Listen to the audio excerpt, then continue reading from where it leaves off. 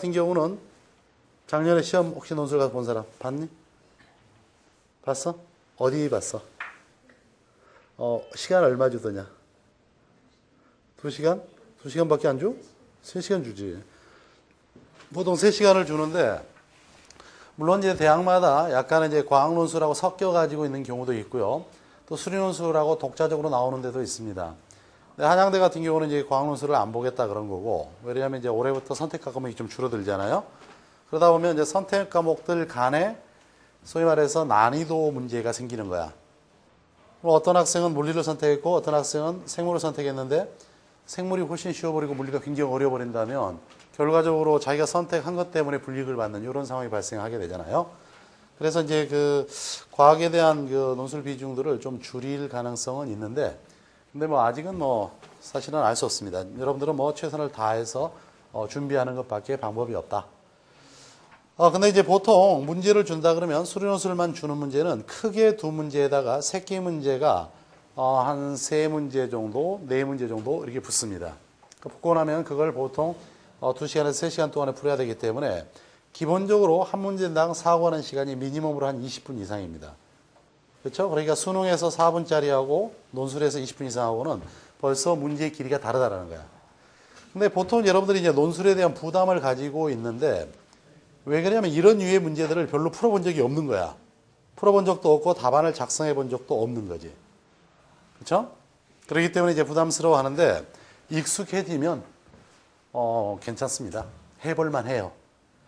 근데 익숙해져서 그러면 이제 논술을 완벽하게 여러분들이 다 마무리 지을 수 있느냐? 뭐 이건 사실 장담할 수 없어요. 장담할 수 없는데, 항상 이야기하지만 내가 이걸 완벽하게 한다가 아니고 상대방보다 조금 더 낮게 한다. 알겠어? 예를 들어서 얘는 2문제 풀었는데 나는 2문제 반을 풀었다.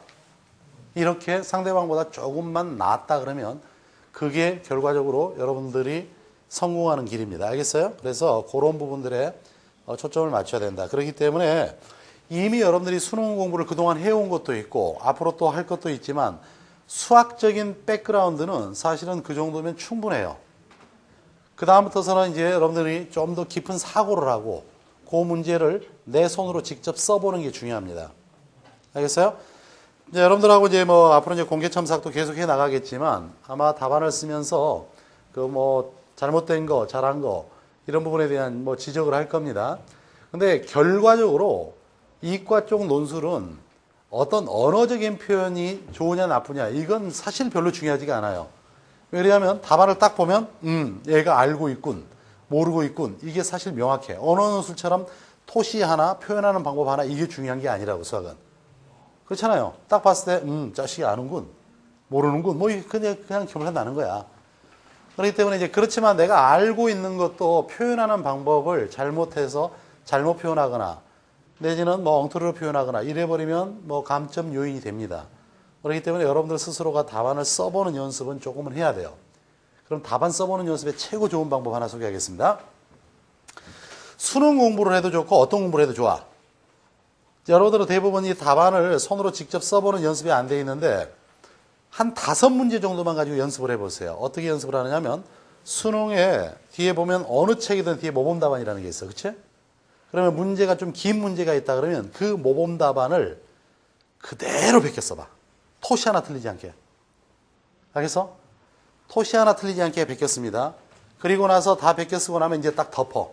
그리고 나서 다시 한번 써봐. 다시 한번 쓰는데 그 답안이 뭐 그대로 다 쓰여질 리는 없잖아요. 그러면 쓰다가 또 안 되는 것은 답안을 펼쳐서 이거였군 하고 다시 생각하면서 씁니다. 그래서 한 문제의 답안을 한 5번 정도만 작성을 해보세요.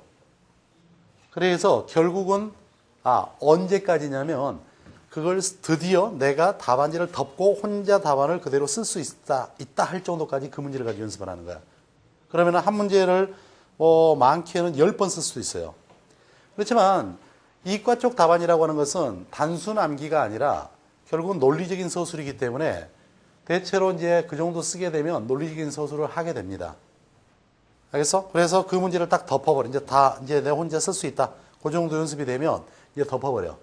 그리고 이제 다른 문제를 또 연습해. 알겠어요? 그래서 5문제를 연습하듯이 이렇게 해서 한 5문제 정도를 완벽하게 내 스스로 쓸 수 있을 정도까지만 연습을 하는 거야. 그러면은 대체로 한 문제 가지고 그런 연습을 하는데 걸리는 시간은 내가 볼 때는 한 20분 내외가 될 겁니다. 아마 두 번째 쓰고 세 번째 쓰는데 시간이 걸리겠지만 하루에 한 3번씩 정도만 써서 이틀에 한 문제를 해결하겠다라고 생각을 해보세요. 그러면 대체로 한 10일 정도면 5문제를 다 할 수 있겠지. 그 정도 쓰면 답안 쓰는 요령은 터득하게 됩니다. 내가 아무리 백날 이건 이거야 이렇게 말한다 한들 그거는 자기게 되질 않아. 내가 항상 예를 드는 거 이거야. 여기서 수영할 줄 아는 사람? 수영 못해? 너는? 못해? 드디어 너에게 내가 정말 유명한 코치를 하나 붙여줄게. 박태환이를 붙여줄 거야. 박태환이 그러는 거야. 너한테 이렇게 수영은 말이에요. 물에 떠서 이렇게 하는 거예요. 가르쳐줬어. 수영할 수 있어 없어? 안 되지. 그거야. 선생님들의 역할이라고 하는 것은 박태환이 수영하는 방법을 가르쳐준 것과 똑같아요. 중요한 것은 정확하게 방법을 제시해 주기 때문에 나중에 여러분들이 터득한다 그러면 굉장히 큰 효과가 있는 거고, 만약에 정확한 방법을 배우지 못하고 약간의 편법적인 것들을 배웠다 그러면 나중에 효과가 그만큼 크게 나타나지 않습니다. 그렇지만 처음의 과정이라는 것은 결국은 여러분들이 스스로 해야 된다는 거야. 그거는 어쩔 수 없는 사실이야. 그걸 어거지로 다른 사람들이 어떻게 이야기한다 해서 그건 다 거짓말이야. 그건 그냥 하나의 상술일 뿐이라고. 결국은 너희들이 직접 써보지 않으면 안 되는 거지. 그래서 답안을 쓰는 거는 일단 아까 말했던 대로 하나씩 연습을 해. 알겠어? 할 수 있겠지? 수능 문제 중에서 하나 문제를 뽑아가지고 좀 복잡하다고 싶은 문제 하나를 뒤에 문제를 가지고 답안을 그대로 베껴 쓰라는 거야. 모범 답안을. 알겠어요? 그렇게 베껴 쓰기 연습을 한 5문제 정도를 완벽하게 안 보고 할 수 있을 정도까지 연습을 해놓으면 이제 답안 작성하는 연습은 더 이상 없어요. 그럼 충분합니다. 이제 그다음부터는 뭐냐면 이제 수학 실력인 거야. 근데 실력이라 해도 기본적인 유형들을 여러분들이 모르지는 않거든요. 근데 이미 알고 있는 걸 바탕으로 해서 이제 새로운 유형들이 나왔을 때 거기에 대한 적응 훈련을 해야 돼요. 여러분들이 전혀 공부를 안 한 게 아닌데 아까 이야기했던 대로 4분짜리 사고에만 계속 익숙해져 있던 거야. 그러다가 20분짜리 사고, 심지어는 1시간짜리 사고, 이런 형태까지 가야 되는 문제를 만났을 때는 4분이 넘어가면은 못 견디는 거죠, 여러분들은. 대부분. 더 이상 사고가 길어지면 견딜 수 없는 거. 그게 이제 한계인 거야. 근데 그런 부분들을 여러분들이 지금 조금씩이라도 익숙하게 해놓으면은 결국은 나중에 실전에 가가지고 남보다 조금 더 나은 결과를 낼 수 있다. 바로 그 조그만 차이가 아주 큰 차이가 되는 겁니다.